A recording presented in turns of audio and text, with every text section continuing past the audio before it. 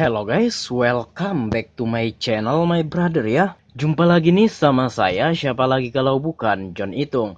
Oke teman-teman, di kesempatan yang sungguh sangat berbahagia ini, John Itung akan sharing gimana caranya mengecek kerusakan yang terjadi pada HP Oppo A15 ya. Dan ini juga berfungsi misalkan ya, kita beli HP second atau kita beli HP COD, ketemu di mana di Gor dan lain sebagainya. Nah misalkan tuh kamu beli HP Oppo A15. Nah bagaimana cara mengecek HP ini? Barangkali ada kerusakan kayak gitu. Nah oke, caranya cukup simple ya. Kita nggak usah kemana-mana. Ya kita di satu menu cuman bisa melengkapi semua pengecekan yang ada pada HP ini ya. Meskipun nantinya untuk lebih akuratnya ya mungkin kayak pengecekan kamera, kita mesti ke menu kamera. Cuman untuk di menu yang akan saya bahas di video ini itu udah melengkapi semuanya.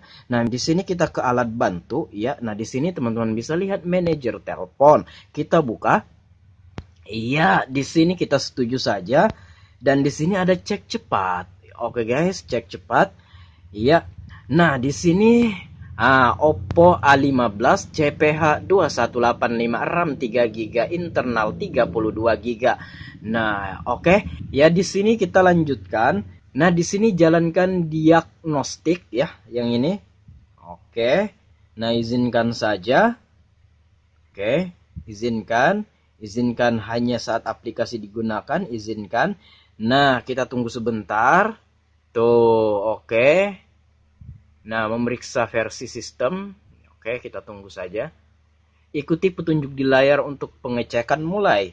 Nah, di sini adalah proximity sensor. Apabila ininya tompel-tompel yang bundar ini berwarna hijau, berarti proximity sensornya itu berjalan dengan baik sebagaimana mestinya. Nah, misalkan tuh HP pernah ganti LCD touchscreen dan pemasangannya enggak presisi, atau kualitas LCD dan touchscreen yang dipasangkan itu tidak sebagus yang original pabrik, biasanya itu pas pemasangan tidak terjadi kecocokan atau entahlah bagaimana sehingga sensornya ini ketutup. Nah, kalau ketutup ini, kalau kita nelpon layarnya bakalan otomatis mati dengan sendirinya guys ya. Yang repot itu ketika kita nelpon call center, misalkan kita ingin menanyakan seputaran tentang apapun saja, misalkan ya call center Telkomsel, misalkan tekan 1 untuk berbicara dengan customer service kami. Nah bagaimana mau tekan 1 kalau layarnya mati karena sensornya ketutup? Ada beberapa memang HP walaupun sensornya ketutup, tekan tombol power itu bisa hidup, tapi sebagian besar juga HP tidak bisa hidup, sehingga kita nggak bisa menggunakan layanan call center sebelum kita ganti LCD touchscreen-nya dengan LCD yang sebagaimana mestinya, sehingga sensornya nggak ketutup lagi guys ya. Tuh ini sensornya aman ya. Nah oke. Dan juga kalau kita video call lewat WhatsApp dan kalau sensornya ini ketutup ya, itu juga sangat mengganggu guys ya. Kalau kita nelpon layarnya bakalan mati kayak gitu. Nah oke. Dan juga kalau kita nelpon orang, menunggu orang yang kita telepon mematikan ya, mematikan HP-nya, baru kita bisa mematikan HP-nya. Bagaimana bisa kita mematikan HP-nya sementara sensornya ketutup dan layarnya nggak mau hidup kayak gitu kan? Oke, di sini sensor aman, lewati saja. Oke, di sini intensitas cahaya.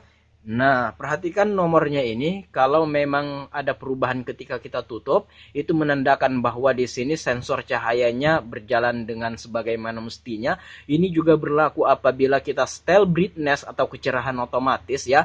Dan di sini sensor cahayanya bisa berjalan dengan baik. Nah kayak gitu, seandainya sensor cahayanya ini ada mengalami gangguan ketika kita setel brightness secara otomatis atau otomatis ya, itu tidak bisa kan. Kalau kita setel brightness secara otomatis itu, kalau misalkan hari terang atau cuaca terang, dia otomatis terang juga layarnya. Apabila cuaca atau cahaya gelap, maka layarnya otomatis gelap juga. Nah, itu fungsinya dari brightness otomatis, guys ya.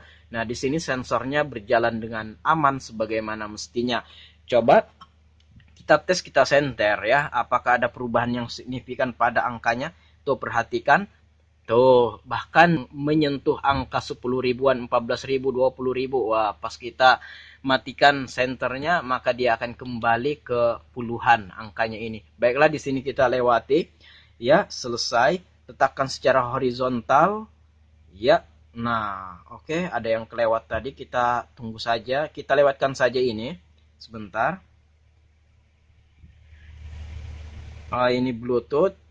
Oh, ini kita lewati saja, nanti teman-teman bisa kok mengecek Bluetooth-nya ya. Nah, ini sebagai contoh saja ya.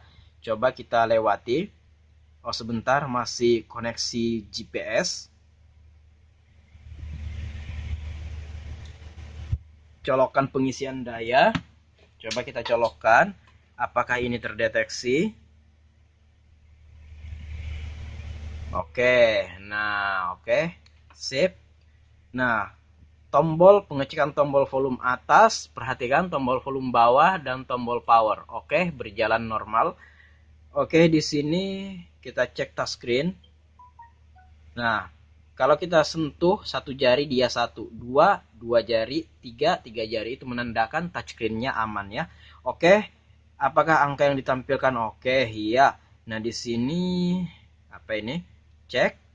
Oke, di sini ini bisa kita ngecek ya. Kita bisa tahu kalau di satu warna kayak gini, kalau ada shadow atau ada bayangan di pinggirnya ini, itu bakalan kelihatan. Dan juga misalkan ada tompel atau HP-nya ini pernah jatuh, ada bercak pada LCD-nya itu bakalan kelihatan di satu warna kayak gini. Dan juga kalau ada shadow atau ada bayangan atau bercak kuning, misalkan nih HP udah lama, itu biasanya kalau HP udah lama itu ada bercak kuning di pinggirannya kiri kanan atas bawah, itu bakalan kelihatan di satu warna kayak gini. Dan juga kalau pernah ganti LCD dengan LCD yang kurang bagus kualitasnya, ketika satu warna kayak gini, warnanya akan kelihatan buram dan tidak enak dilihat ya.